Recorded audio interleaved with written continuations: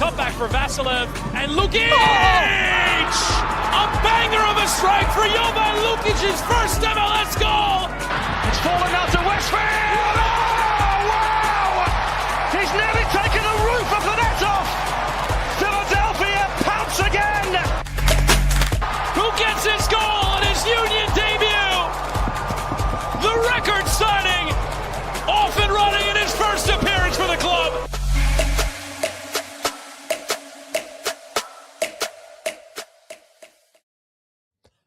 Hello and welcome to the Free Kick Podcast. My name is Todd, and it's kind of crazy that we are 3 days away from Christmas. We're almost into 2026, and before you know it, it's going to be the start of the 2026 season for the Philadelphia Union. Jose and I know, have talked about the Union going away to Spain starting on January 17th, if I am correct. But we had told you guys last episode that once both of these deals are official, we will go and talk about them. That is the Philadelphia Union trading two all-star caliber players in Tai Baribo and Jakob Glesnes. Baribo to DC United, Jakob Glesnes to LA Galaxy. And this is a couple months after the Philadelphia Union clinched the Supporter Shield. A lot of mixed reactions on social media. Jose and I will do our best to get both sides of this argument. But yeah, a big shift in things for the Philadelphia Union to move on from these two players. But before we get into them, Jose, how are you doing? I'm good, man. I'm good. It's good to get what will likely be my last show of the calendar year, based on just, life of a dad of two and trying to be a good husband. So I wanna be obviously super mindful of that. So likely my last show for the calendar year before we head into, scared to think, 2026 already. But my goodness, what a packed show, right? Despite technically not much happening since we last got together. There's so much to dissect just about these two trades that happened in pretty quick. Well, one's technically a sale. The other one's one's a trade, one's a sale. Yeah. So it's really a whole lot to talk about on something that, just sort of happened randomly. We talk about it every single time we get together. There's always Union news, so I'm intrigued on what happens between now and after the Christmas break next week. But you'll have to do that with somebody else next week, that's for sure. Hey, that's fine. Or we go back to doing a solo show, so we'll see what happens.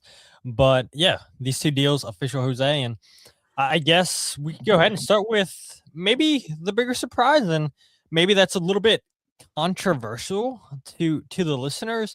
But I would say that the bigger surprise is trading away, or in this case, selling Tai Baribo to DC United for $4 million. The Union may acquire up to an additional $600,000 if certain performances are met with Tai down in DC. But what a roller coaster 2.5 years that Tai Baribo really endeared in Philadelphia, Jose. This is the Union's second cash for player trade this season after the Union received $250,000 from San Diego for David Vasquez. And the one thing I do want to mention quickly is, so last year this cash for player trade was first introduced. Last year, MLS said you could get two, if I'm not mistaken. Correct, Jose? 2 in and 2 out. Yeah, so we don't know if that's still going to be the case for 2026 because MLS hasn't ratified the 2026 roster regulations, rules, all that jazz. But when we talk about rules and everything like that, we're basing it off of what last year was. And I'm sure we'll see a little bit of tweaks here and there, just like we always see in MLS every single season, Jose. But I wouldn't expect anything drastically. But this is the big one. This is exactly what this rule's meant for. We saw it last year with Daniel Gaza going to Columbus Crew for $4.5 million, if I'm not mistaken, Jose. $4 million. I think it was $4.5 million that Gaza went to Columbus Crew. Somebody in the comment section can correct me. But now we see, yet again, another big move for the Philadelphia Union, moving a huge piece. We also saw Jack McGlynn moving that cash for player sale to Houston Dynamo for $1.2 million. I don't exactly remember that total last year. But again, we'll dive into Baribo's stats, his starts, all that stuff with the Philadelphia Union. But this is a great rule, Jose. And I can remember when MLS announced it last year, you and I said this is going to be key for MLS. For MLS obviously wanting to keep top talent in the league. Now they've kind of created a transfer market within the league, which is not a bad thing. And I don't think it's a bad thing either when MLS teams sell players to Europe. But allowing this cash for player sale, it helps MLS teams be a little bit more competitive where, okay, maybe the teams are going to value actual money over GAM, and $4 million guaranteed for the Philadelphia Union to Tai Baribo. That's a significant amount of money that the Union are receiving for a player who had a year left on his contract after getting his option picked up for 2026. Yeah, very much so, right? And to even back up, man, like this is an interesting one. And and just looking up some other cash for transfer, call them cash furs, if you will. The turbulent tale that was Luciano Acosta, who went from Cincinnati to Dallas for $5 million, was then sold to Fluminense out in Brazil for $4 million. So that's two massive trades between those clubs in very quick succession. So we'll see if Tai Baribo outlasts the 6 months that Luciano Acosta had in FC Dallas. But just a massive deal for someone who had an incredibly hot start, right? I feel like all of the headlines were on Tai Baribo earlier in the 2025 season, right? He had that incredible start against Orlando City, if I recall, to open the season, and then immediately scoring some more. But then, unfortunately, went sort of silent for a while, and I think it all sort of, I don't know. I'm tracing back the timeline in my mind.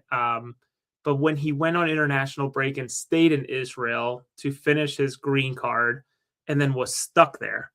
And it was partly injury, I believe, partly stuck in a war, however you feel about it, stuck there.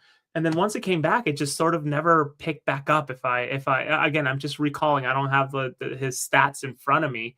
But a player who went pretty quiet towards the later stages of the season. So $4 million, potentially $4.6 million for a player like that, not a bad haul, especially for somebody who next year at the 6 months mark could be negotiating his own deal out, right? So I commend the Union in a way for being able to get something out of it, out of the whole situation, considering what I had heard behind the scenes that he was requesting for salary. And, I don't know if you want to talk about it, but sort of working backwards onto what is likely his salary at DC United for someone his age at 27. And by the time he's done 32 on this 5-year deal, 4.5-year deal, whatever you want to call it. I don't know. I don't know that I would want to be paying that much for him. Yeah, sure. We can go ahead and talk about it right now if you want, and then we'll go ahead and backtrack and talk about the expectations for Tai Baribo when they bought him in the summer of 2023. But yeah, DC United come out and announce a 5-year DP deal for Tai Baribo. I don't think it was any secret that Tai Baribo was looking for that DP deal. And when you look at the Philadelphia Union, you had Mikel Uhre as a DP. You had Bruno Damiani as a young DP. Obviously, Uhre was out of contract for 2026. Damiani would then leave that young DP spot and then take up just a regular DP spot. Not that it's a massive deal. It's just a little bit of a different salary hit. But would the Union have been comfortable? Let's say the Union give Baribo a new deal last year. And half the season, would the Union have been comfortable having 3 DPs all on the strikers, all on the forwards? I don't know. For half a season, maybe it doesn't make that much of a difference knowing that you have Mikel Uhre out of contract after the season. But, and maybe this is why I'm not working in an MLS front office. Maybe this is why, I'm not in that brain trust sort of business. But I think if I'm a GM, right, Jose, and I don't want to speak for you, but I think I would look at 1 or 2 spots filled up in DPs in the midfield, 1 to 2 spots up top. I would not go 3 in one spot. Maybe split it down the line. 1 DP striker, 1 DP midfielder, and 1 DP defender. And, I see jokes all the time. Walker Zimmerman got a lot of hate for Nashville making him a DP.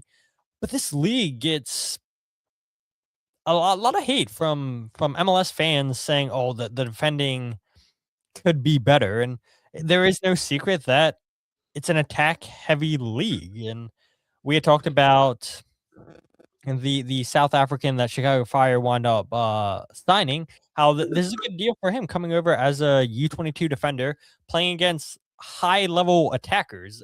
It can only help defenders playing against teams that score a lot, a league that scores a lot of goals. Same with Makanya. But Walker Zimmerman, for whatever reason, got a lot of hate because, Nashville decided to make him a DP defender. And people are like, oh, what are you doing making a defender a DP? But at the same time, I do think that maybe teams should invest a little bit more heavily on defense. And I don't want to jump ahead about Jakob Glesnes, but he was in the top 10 highest paid center backs. But you typically see just MLS teams spending more money, high money on attacking pieces. And so, yeah, I think if you're a DP, you probably want to go either 2 in the midfield or 2 up top. No way you're spending 3 DP spots on 1 position group. No, not especially on a team that rotates as heavily as the Union does, right? I mean, what was the figure, Todd? I know the Union were flaunting it in a way, the number of different 29 different starting lineups. So yeah, and listen, I don't recall Mikel Ua's initial deal was what, 3 or 4 years? 4, I want to say. 4 years, okay, 3, whatever it is, 3 or 4. Right now he's 31, so he either started at the Union when he was 27 or he started at the Union when he was 28, I guess. So all that to say that he basically got the Tai Baribo deal when he first started at the Union, right? A designated player at that age, the way that Baribo's 27, and for Baribo, DC was the team who was willing to take that chance on him.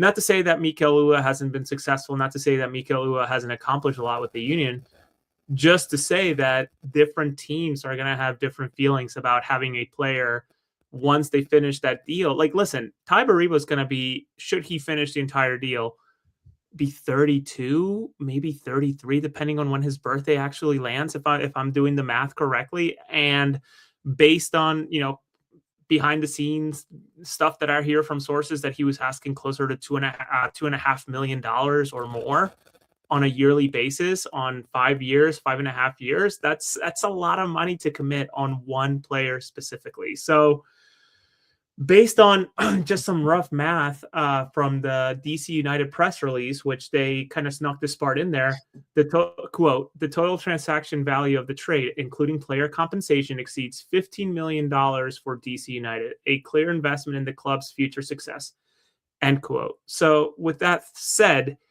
we take that $15 million figure and subtract, just because you have to, I think, the 4.6 that the whole deal could be valued at, and you end up with $10.4 million.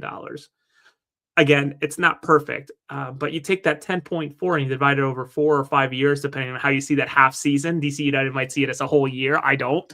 And I'm referring to the sprint season, or that very tight 14-game season plus playoff. That is the link between the way that the league is run this year and the way that the calendar's going to flip to be in the European model. So you take the 10.4, you divide it, and you're ending up at 2.6 or 2 point a little bit lower than that. So Tai Baribo went from making a guaranteed $810,000 to potentially making $2.6 million, which, after a little percentage calculator help, because I am not savvy enough with a calculator to come up with this, he got himself a 220% raise. So what player is not going to chase that bag? I don't fault the guy for wanting to chase that bag. I just wonder for him, how happy is DC going to be on this deal in 3 to 4 years, right? Is this deal even going to be something that they have to worry about in 3 to 4 years, right? Are they going to ship them out somewhere else, et cetera? So it's really interesting. And I commend Tai and his agent for finding somebody that wanted to give him that money. That you cannot deny. I guess I also commend the Union for, putting their shoulder into the way that they run the operation, meaning that, and this might, ruffle feathers among some in the fan base, I guess, but just really putting their shoulder into not wanting to update the wage structure. And sure, you could argue there's a 16, 17-year-old that's making more money than, than most players above his age, and Kevin Sullivan, but that's a complete anomaly. You're not going to have Tai Baribo making that type of money going into the 30s again. The Union are looking to get younger and looking to honestly get cheaper. So I don't know, man. I don't know. So Tai Baribo, congrats to him, I suppose. So, we'll see. I mean, they opened the season against Philadelphia at DC United, so it'll be pretty quick to see what they're doing. I don't know what they're doing for preseason. I don't think DC United has announced it. I know they're not going to Coachella, the tournament in California. I don't think that they're one of the teams that goes to that, but it's certainly someone to follow along, right? As he continues to be part of the league, the way that, we all keep an eye on Jack McGlynn and Daniel Gastag, and even from afar, which I'll get to it now, but like, congratulations, Jose Martinez, on another trophy and 1.5 years out in Brazil. So not sure if there's anything else you want to add about the deal that maybe I missed, or topics that you want to touch base on regarding it. Yeah. I think there's a lot we can go ahead and talk about in terms of Tai, but I mentioned it coming to the Union in August 2023. I think there was a lot of excitement around the fan base saying, oh, this is the player that we need to help us make a push in the playoffs. Obviously, the Union decided to run it back after the 2022 MLS Cup final loss to LAFC. You still had Mikel Uhre, you had Daniel Gazdag, you had Julian Kranza. That was your front three. And when you look at it, it's not the worst thing in the world because of how successful that front three was in 2022. I think it was 48, 49 goals whose three guys scored amongst each other in 2022. But the thing was, can the Union get a difference maker, a player coming off the bench, like we saw with LAFC and Gareth Bale?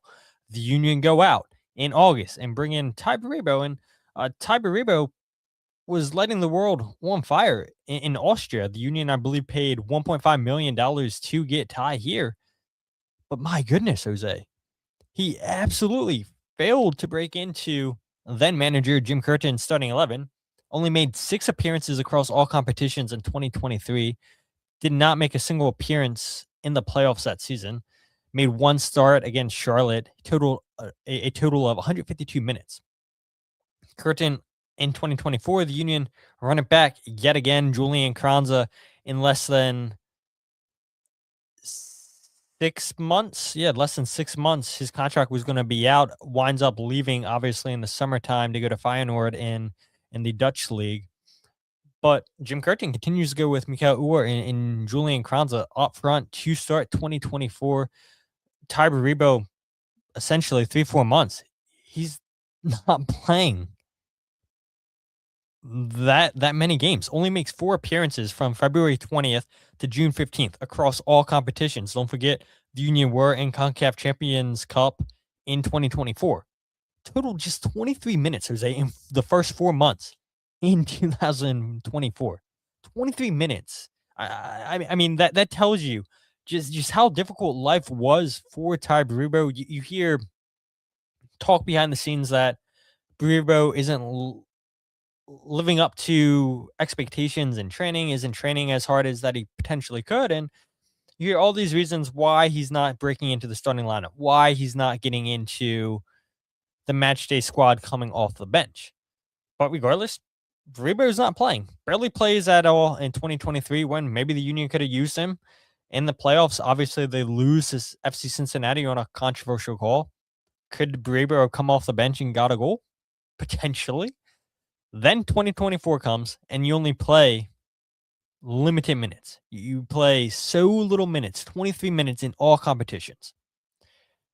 The Union, the first 17 games, 4-5-8 in MLS.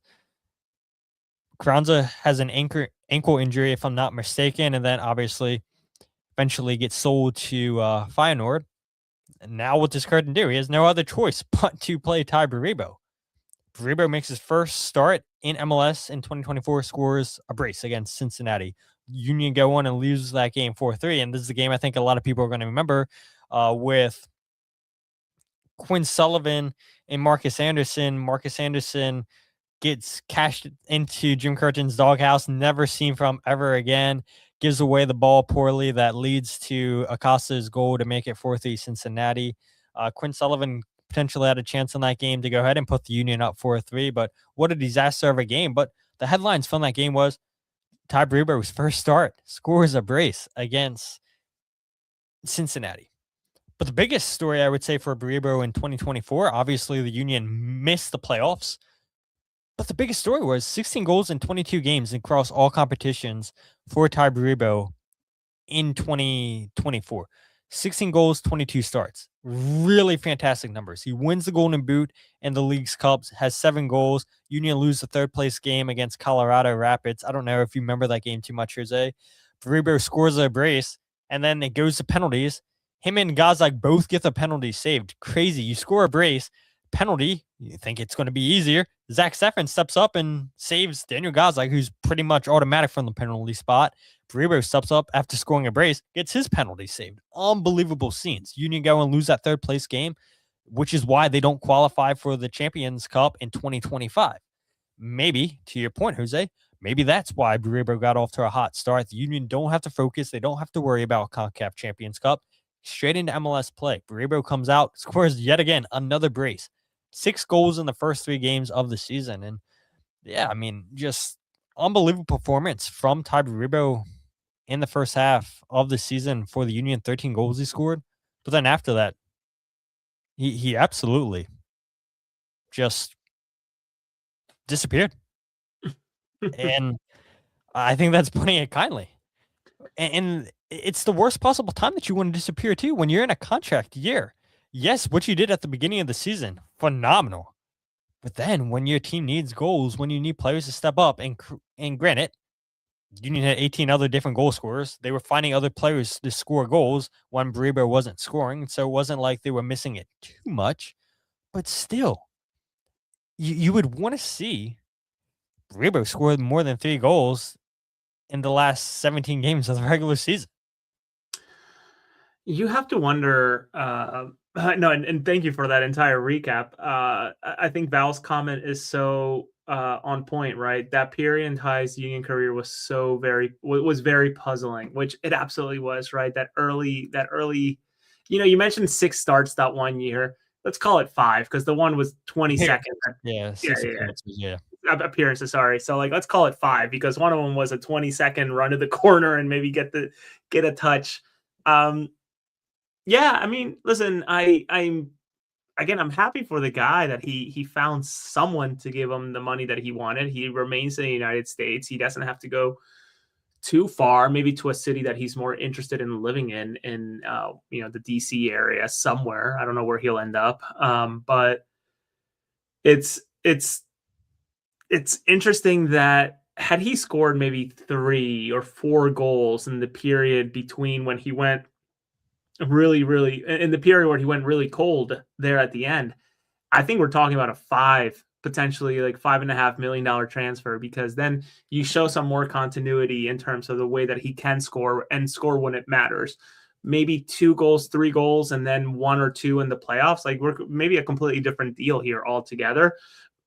But I just don't see a world where the Union again want to upset the wage structure that they have with a lot of their players. And I would argue that there are technically a lot of contracts that the Union have right now that maybe I don't want to say regret, but maybe they wish they could reconsider. And I think maybe this is a segue to the next player, but maybe there is some aging legs that need to be moved. And that part of the deal was, and this is something I want to talk to somebody behind the scenes, is do you make deals that sweeten the pot later in the stages of the deal, fully intending to move them on, right? Trying to find a partner to take on that end of the contract because you from the get-go knew that you were never really interested in paying that type of money, even if he got there. But obviously that's maybe more nefarious and you're looking into bad actors when making deals. But all I think interesting to find out and ask about. So I don't know if this wraps it up, Todd, but I'm intrigued to see how Tai does. I'm intrigued to see if he lives up to the money that he's being paid, because now the weight is on his shoulders, right? And he's got a lot to prove, I think, with this type of money. Certainly in a team that's rebuilding. They just got Sean Nealis from New York Red Bull as well for 800 some. Was it Gam Tam or was it cash? Yeah, I think it was yeah. Gam. So they got a defender for funny money, and I know that they're doing likely some more shuffling around of players here in DC United. Long are the years of Jaime Moreno and Marco Echeverri out there. So, and Aleko Eskandarian too. So like they have a lot of work to do out there. I just, maybe that's a group. There was one thing he did say, and I know the press conference that not the reveal, the presentation, I think is the right term. The player presentation, Tai gave some quotes that I was able to kind of piece together from different people who were in the seat in the audience, taping and sharing. But Tai sort of alluded to, this is a club that's investing in players, investing in a winning team, and ownership's behind it. So I don't know, maybe I took that as a shot at the Union ownership. I could maybe be looking into it too much. Don't quote me into it. I have to rewatch that quote. But if he's happy with the money and the team structure that he's going into at that club, then so be it. I hope he thrives, and I hope that he does well. Just he doesn't end up winning everything, right? So we'll see. So there actually is something I want to touch on, and then we can talk about Glesnes. But Hoagie says Tai is guys like 2.0, and I think this is such an interesting comment, because when I look at Tai Baribo, somebody in the comment section, if you can find this real quick, how many times did Kai and Tai combine last year? I want to say 6 or 7 goals that Kai assisted Tai on last year. Across all competitions is fine if you guys can find that, or just MLS, whatever. But it was quite a few times. And that leads me to think, how much was it the Union system compared to Tai Baribo himself? Because let's face it, Jose, to Hoagie's point, Gazdag was really underwhelming in his first, we can't even say a full season with Columbus, since he had some time spent in Philadelphia prior to going to Columbus. But it was pretty underwhelming. Julian Kranza, and I love Kranza a lot, and I don't get me wrong, going from MLS to the Dutch league, it's a step up. It's a pretty big step up. It's not like you're going from La Liga or to Serie A like Tati Castellanos, but still, you're leaving MLS to go to a top team in the Netherlands. And what does he do with Feyenoord? Not much.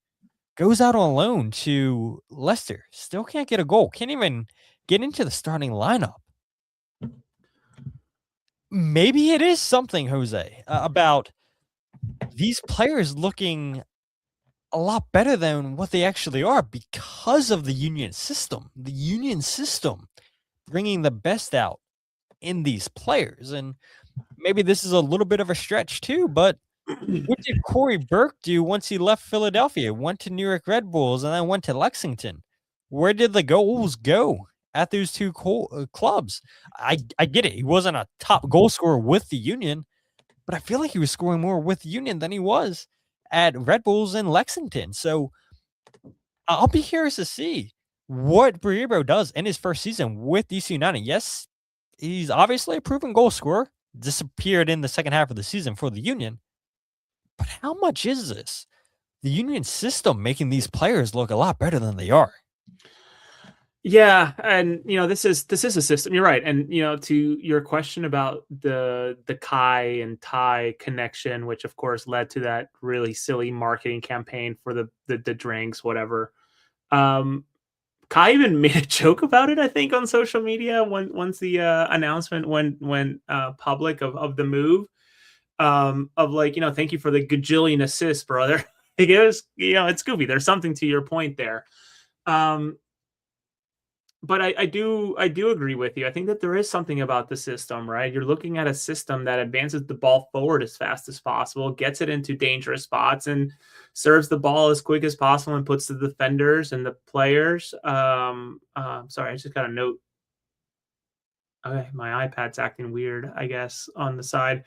Um, Puts defenders on their heels, right? Of trying to defend very, very quickly after turning the ball over, or pissing it away in the middle of the field. So it's a system that does help thrive. And dude, I would love to see a Julian Carranza under the Cornell system versus the Jim system of the, getting the ball up as fast as possible, because I think Carranza would be easily a double-digit scorer under this system and whatever. So yeah, I bid him luck, and I hope that he gets the tools to score. I just don't know that DC United has the tools to get him the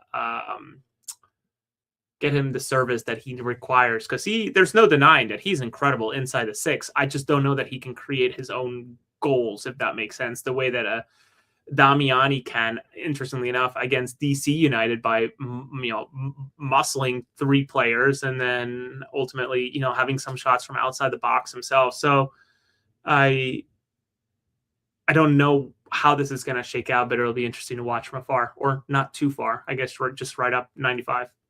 Yeah, exactly. But then, if MLS goes to these new divisions, Yeah, you only going to see DC United once, potentially, which is crazy that teams so close playing them only once a season. Crazy, crazy, crazy stuff. But let's go ahead and flip from attack to defense.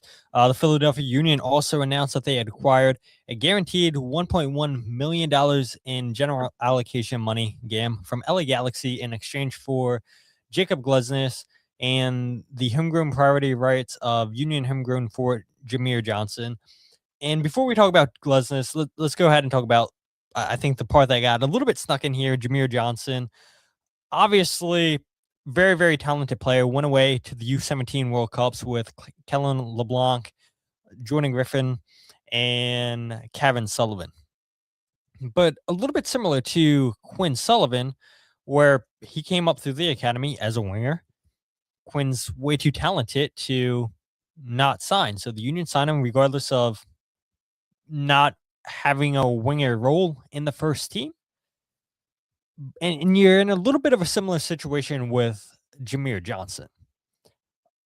Obviously, the Union, I'm sure, probably had a pretty clear indication that they weren't going to be able to sign Jamir Johnson, that he wasn't interested in signing with the Union.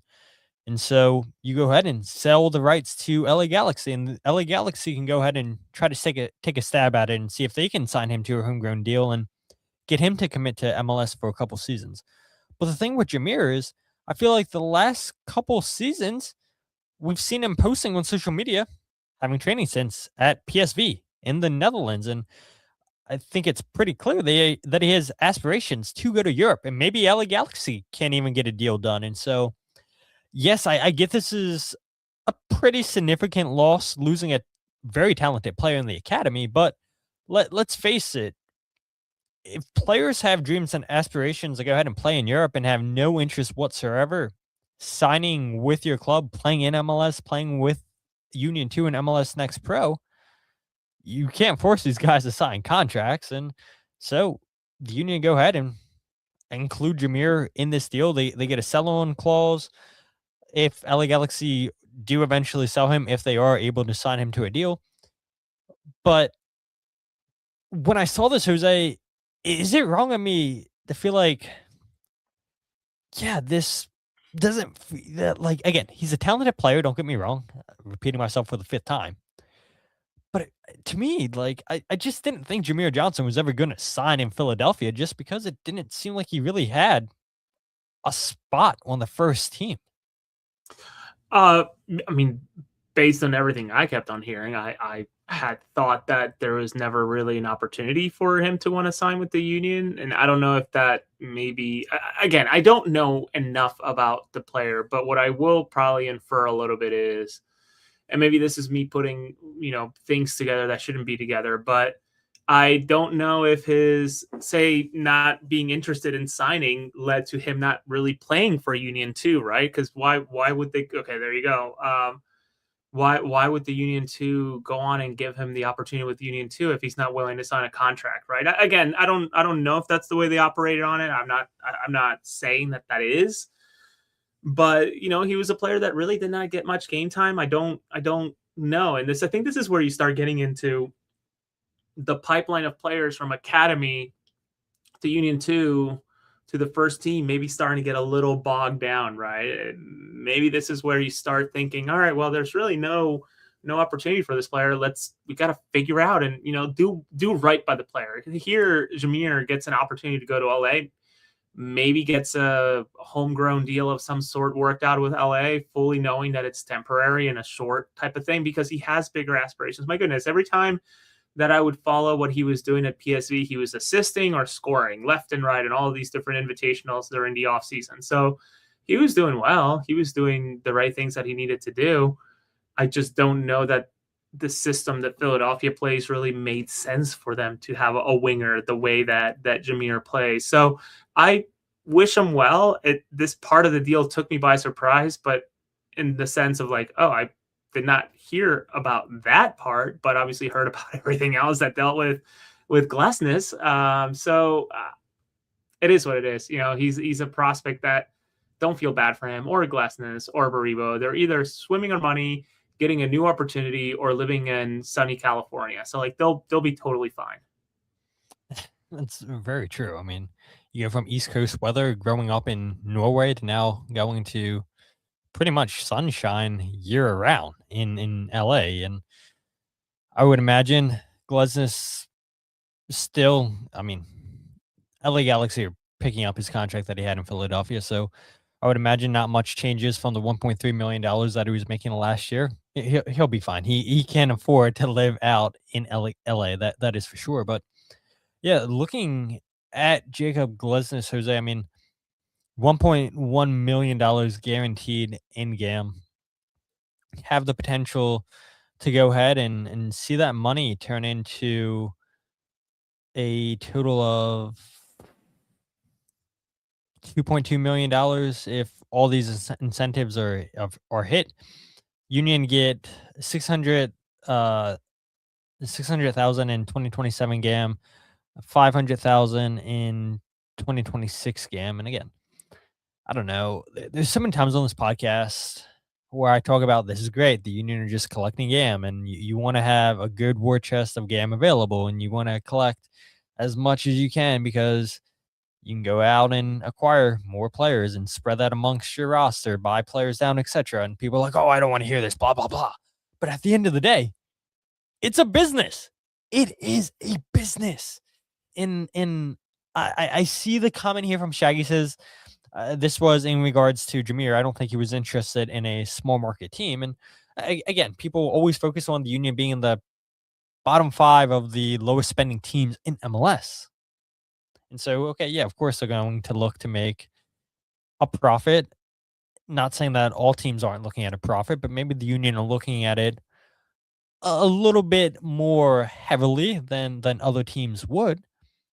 But still, when you have a front office like the Philadelphia Union that obviously have an eye for talent, know how to spread their TAM availability around, buying players' contracts down so that they have players that theoretically, look, I'll say it, I think Kai Wagner is a DP level player, but he's a TAM player. He's on a TAM deal because the Union are good at navigating the salary cap. You can make a case that Tai Baribo probably should have been a DP player, but again, they manipulate the cap. They work around the cap, and manipulating the cap maybe is the wrong term because this isn't Inter Miami. But the Union have enough GAM available where they can go ahead and buy down these players that should theoretically be DP players, but now they're high-level TAM guys. And so, yeah, this is fantastic to see the Union once again collecting GAM and making sure that they don't enter a situation where they have a low amount of GAM, because you and I talked about it, right, Jose? What's stopping the Philadelphia Union from going out? I know they have a few open international roster slots, but let's say they want to go past the 8 that you start with. Well, you have enough GAM where you can go out and get 9 or 10, like we see Inter Miami do every single season. And so you want to make sure you're set financially in the best possible way, and that's exactly what this Glesnes deal gives you. Right. Yeah. And to your point on the international spots, I just laugh a little bit because, Inter Miami has like 13 or 14. Here, the Union end up either just It was 5 last year, I think. Yeah, keeping them for fun season. They even get some back because Oliver Semla's not coming back, and more and more players are getting their international stuff. I'm not saying that I don't think that that's happening right now, but like surprises pop up. Or like, oh, Jesus Bueno got his. It's like, what? Like, it's so random. Last year. What was your question again on Glesnes there at the end? Yeah, it's just good business. Like, bring in more GAM where you can spread that around and buy players down. Yeah, and I think this is once again, and I know the sentiment's not shared by a lot of people, and I think that's totally fine, where this is a situation of how many years did Glesnes have left on his deal? 2? Well, he had just signed a new contract extension. Yeah, so he had did he have 2 or 2027 and then 28? So and he wasn't going to be making less money towards the tail end of that. So his deal was only going to get bigger and bigger. And he's currently on $1.3 million. So do you really want to be paying a center back at that age that much money? And sure, there is evidence. And I think Glesnes is a perfect example of someone who had a rebound year, did so well in all the metrics, etc. That there is a way for some of these older center backs. I mean, look no further than even LA Galaxy. I know it's a bit of an anomaly, but even their Japanese center back, who's older, of course, former Japan international, had a pretty okay year, but obviously won the league with LA Galaxy on that year 2 years ago. Yoshida, I think is his last name, if I recall correctly. Yeah. You're right. Yep. So although there's evidence that could be another great year for Glesnes, I don't know. I don't know that you can bank on him having another all-star year going into 2026 with more games this year than even the year prior, right? Where now they're having to compete not just in the league and US Open, meaning too, obviously the Union are not competing in US Open this year, but they're adding Leagues Cup, which is going to be this month-long monster, and CONCACAF Champions Cup, which obviously takes a toll too. So I don't know what else to say other than it's probably not a bad time to cash in on someone like him, because you're probably not going to get a higher value for him at that age and at the performance that he had. So he'll be okay. He's going to make good money. And I wonder if not only is LA picking up the deal as is, but maybe they work out to add an additional year or something along those lines for someone like Glesnes. Maybe that's part of the whole agreement with him, to bring him in and have him be sort of this transition piece where they are technically, Ricky Puig is coming back and Marco Royce is there. So they have a pretty good lineup. I think 2025 was not a good year. And may I remind a lot of people who probably listen and watch, 2024, people were trying to run Glesnes out of town so quickly that 2025 was a rebound year, but my goodness, I think there's some selective memory on what 2024 was all about behind Glesnes from the fan base. So we'll see, man. Again, another deal that I'm intrigued to see how it shakes out, and I'll be watching and following along. Yeah, and I think with Glesnes, I mean, obviously he's 31 years old. He'll be 32 during the season. Appeared 224 times with the Union, 218 starts, scored 10 goals, 8 assists, and almost 2,000 minutes played across all competitions. Glesnes finishes as the 6th most appearances in Philadelphia Union history with 224.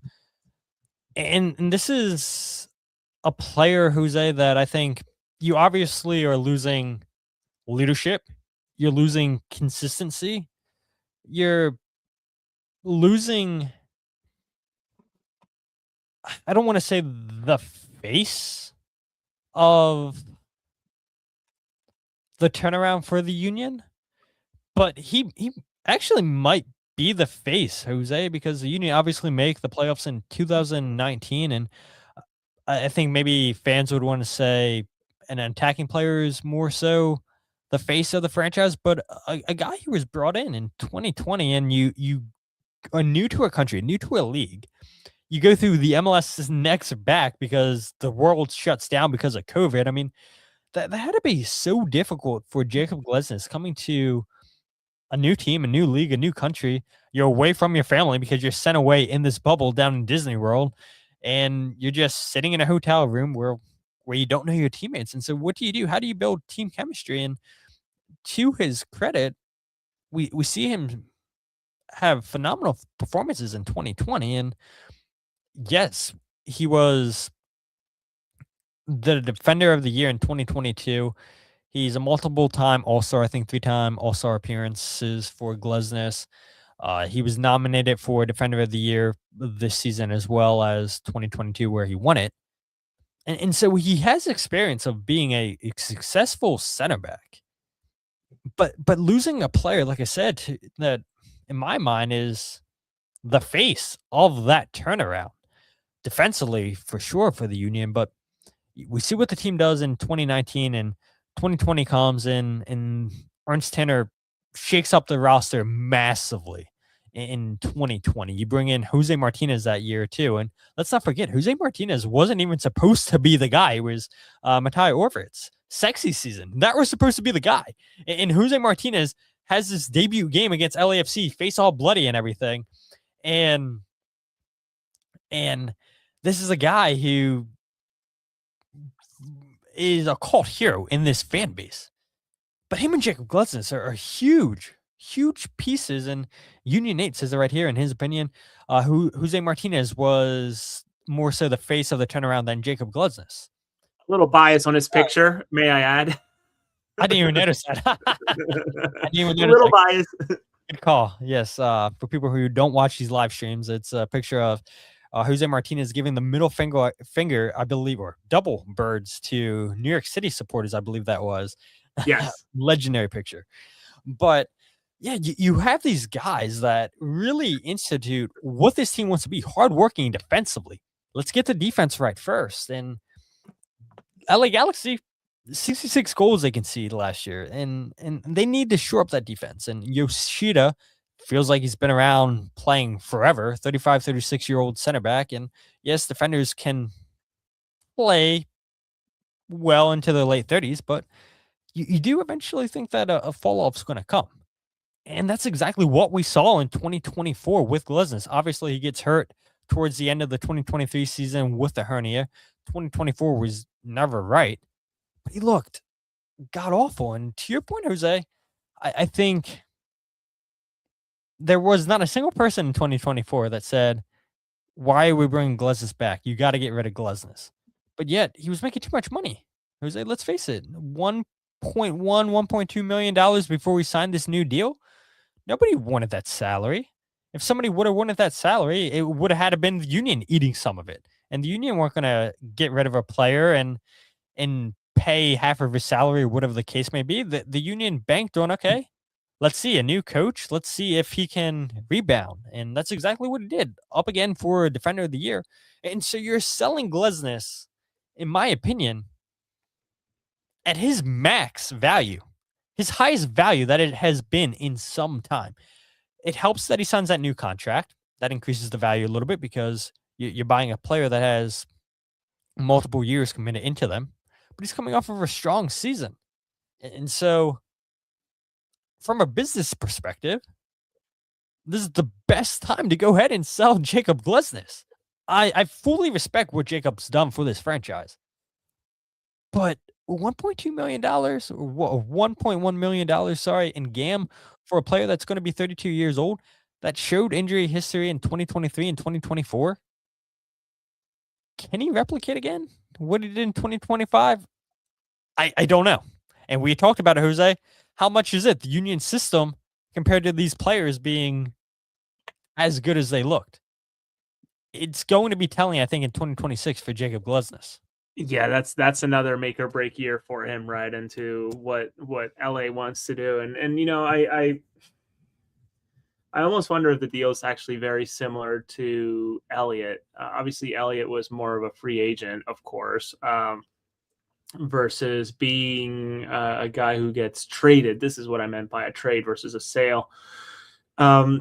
Where Elliott had to prove it, right, and earn himself the pickup of the option, etc. Versus Jakob having to having a deal to navigate through. So I get it from the fan base. This is a guy who put in 224 appearances, and you combine that with Baribo's 67, you're looking at 291 combined appearances for the club that disappear this quickly. But you could argue that the Union have gone through this, right, when they moved on from Gastag and McGlynn, never mind Elliott and Flock, etc. So they're not against shaking it up as of late. Never mind, again, like letting some top prospects go into loans, like CJ Olney, for example. Like this is a very different Union than even from 3 years ago. So I respect the choice to want to sell him. I'm sure it wasn't an easy decision, but a difficult one, I should say. Forgive me. But Jakob gets to be in sunny California playing with new teammates. So again, I think he will be okay. And he's served his purpose, right? He transitioned the club from what it used to be to its probably peak over the last 5-6 years to now even transitioning and teaching the likes of Neil Pierre, as well as obviously Olwethu Makanya. So he's done his part, and it's time for him to go on and have a different challenge, right? And I think he'll be good in the Western Conference as it is right now. So eager to watch him. I know he will be at Coachella, whatever, out with LA Galaxy. I think that they are participating. San Diego dropped out. I know that's the one team that dropped out. I don't think LA did. But I think both of these moves, and I think you changed the Chiron down there. Just I think tell you that this team's trying to get younger and trying to find different pieces for a different look. So I'll turn it over to you to see how you want to go about this topic before we kind of exit here as we approach the hour mark, which is amazing that we go for this long. It always shocks me. Yeah, so I brought that up because Caleb says on Twitter, secondly, are you guys comfortable with Philly remaining as a sell organization? And Jose and I have been saying for weeks on this podcast, it's not just a Union thing. What team, what league isn't a selling league? You see it all throughout MLS that teams sell. And so it's not just a Union specific thing that they're going to go ahead and sell players, whether it be a McGlynn, a Gonzaga, a Glesnes, and a Baribo now. You see it all over the world. It's a business. And so I understand why this fan base is upset when you sell your favorite players. You sell players that have been here for multiple seasons. And yet I'm still amazed, Jose, that Kai Wagner still is a Philadelphia Union player, that he's been here as long as he has. And yeah, there may be multiple reasons for that, but he's a guy who I thought would be gone before Jakob Glesnes or Tai Baribo, and yet he's still with the organization. And the Union will definitely go ahead and take advantage of one of, if not the best left back in the league, still being here. But this isn't a Union specific thing. And so the Union are going to get younger. I think that's obvious with Martinez, who hasn't officially been announced by the club. 22-year-old defender from Colombia. I would imagine you've got to go out and get another center back. Yeah, you can play Nathan Harriel as that emergency center back, which we've seen the last couple seasons, and that's also a good topic. Are the Union in discussions with Nathan Harriel over a long-term contract extension? Has an option for 2027, but you would imagine you want to lock down a young homegrown player, especially a player that we saw this year can also play as a number 10 in Bradley Cornell's system, as Frankie Westfield can as well. And so I would imagine versatility goes a long way in Bradley Cornell's system in this team. But even that, even knowing that you have a Neil Pierre up-and-coming player who I would imagine probably should play more minutes, more meaningful minutes this year with the Union. Kanye is obviously going to be a big piece. Martinez, I would imagine, slips into that starting 11 now. But even if it's just those three natural center backs, Pierre, Martinez, and Macania, you have Harriel. I still feel like this team needs another center back, Jose. I feel like they probably still need another forward, especially if you don't bring back Mikael Uhre. I think Shaggy had mentioned, have you guys talked about Uhre? We're talking about Uhre now. We didn't at the beginning of the show. If you bring back Uhre, then you probably don't need another striker. But as things stand, yeah, you definitely need another striker. And I would argue you need another attacking midfielder with Quinn missing half of the season with that ACL injury. Yes, I know you have Milan. I know Bradley Cornell talked about the plan is for Kevin Sullivan to play more minutes this season. But let's not get too ahead of ourselves. He's still only 16 years old.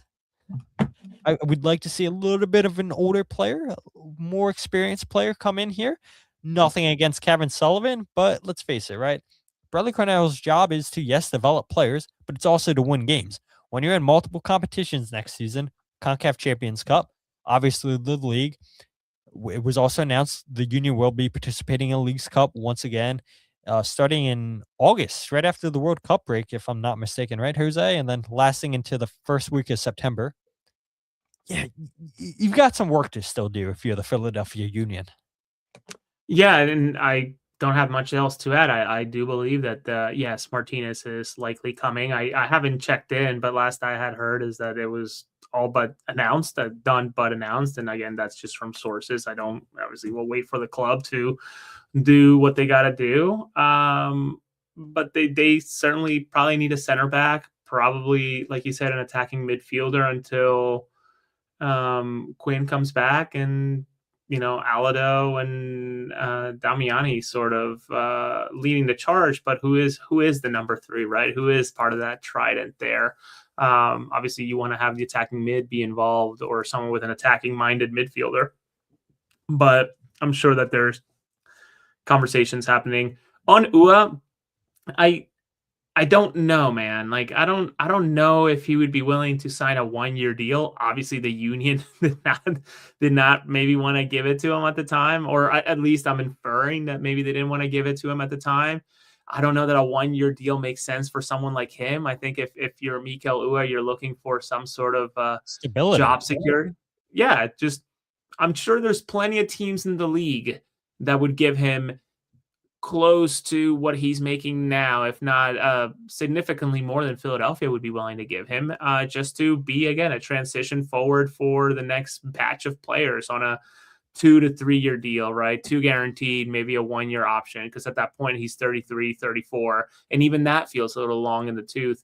And who are we to rule out maybe him wanting to go back home and be with Bromby should they need him? I don't know what their club situation in terms of players, but maybe he wants to go back to Europe and be playing there in some way, shape, or form. So I don't know, man. I would guess that the club probably wants to get a lot of this done and bring players in for preseason, but it does feel like a lot. But I will never second guess how quickly this club can get things done, or how far along things are. Moves that are happening now that will be announced right before preseason, which of course, like, I think Martinez is one of them.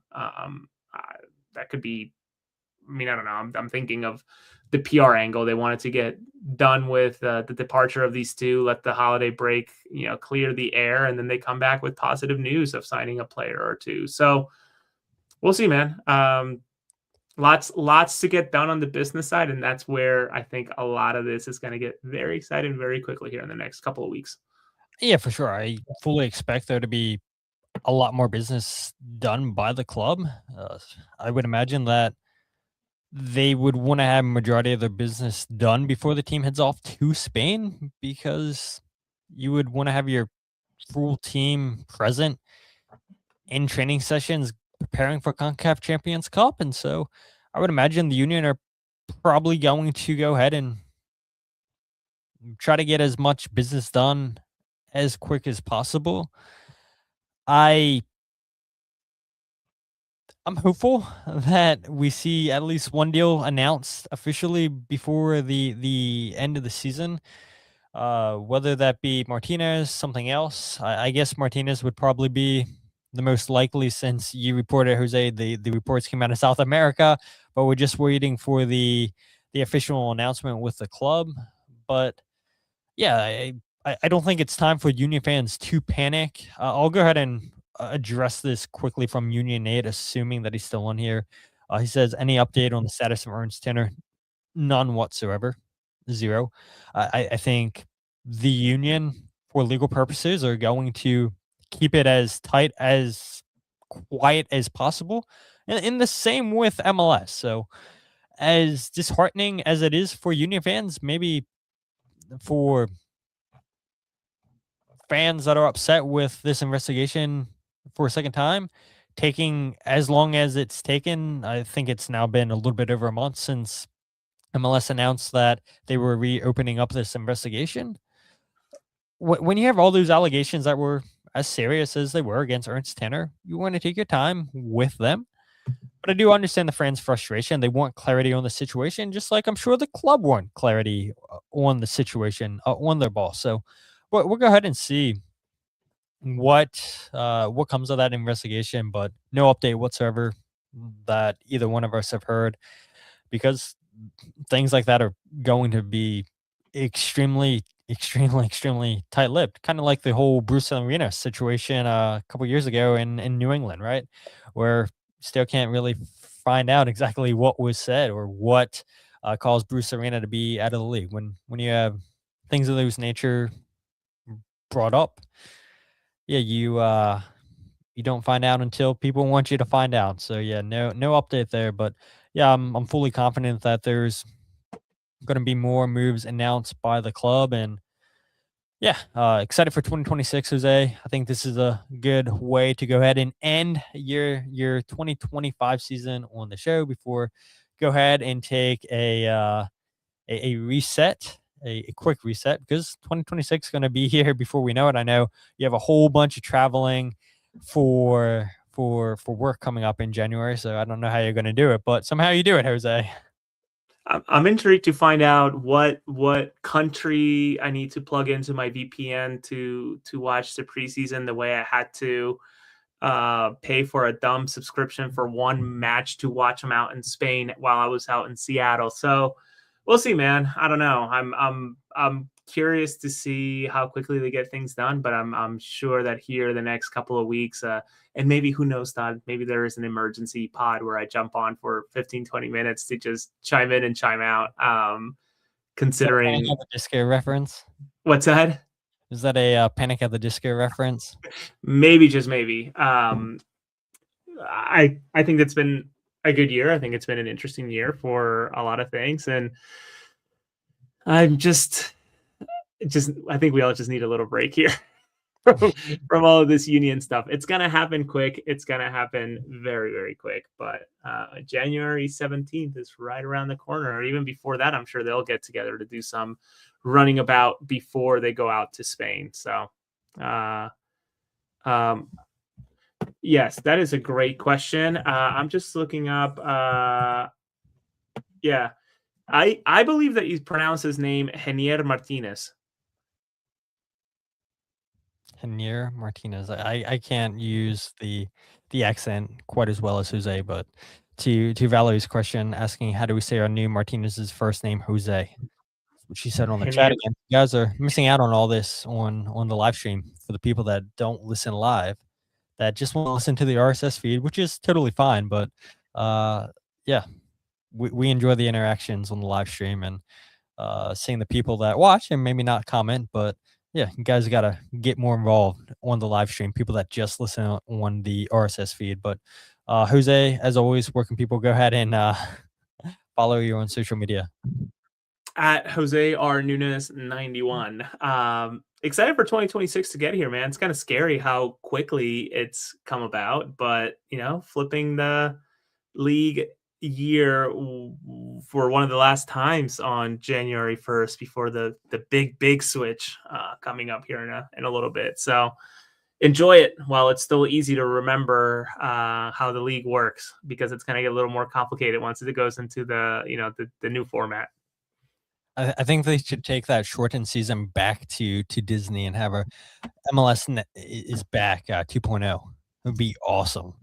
I mean, I feel like it would be a little bit difficult now because there's no way that Disney shuts down and says, all right, we'll just keep this as a home base for MLS. I mean, you would never get something like MLS is back again, or at least not in Disney World. Maybe you can do it someplace else, but I would love to see them say, we're going to go ahead and take this tournament.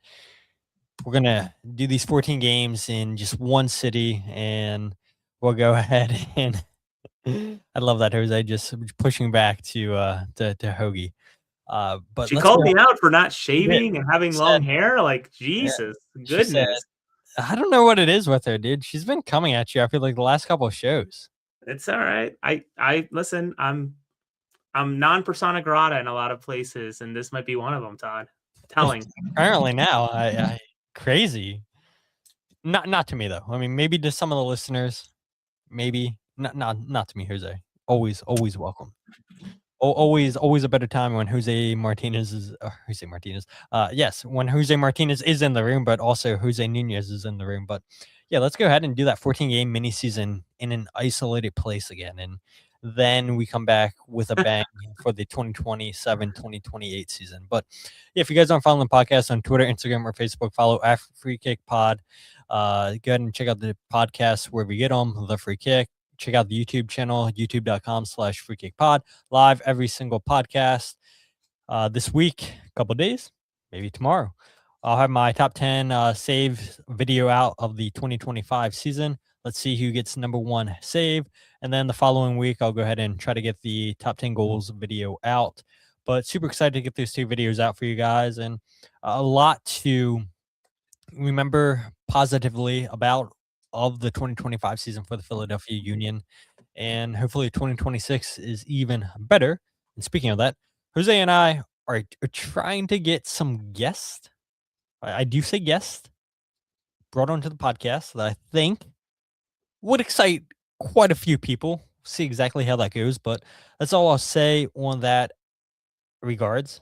Hopefully, Jose put a goal out of hopefully batting 400, which I think if you bat 400, Jose, that gets you into the Hall of Fame automatically. I mean, that is a phenomenal batting average. So, yeah, I think it's very ambitious, but I think it's very doable, Jose.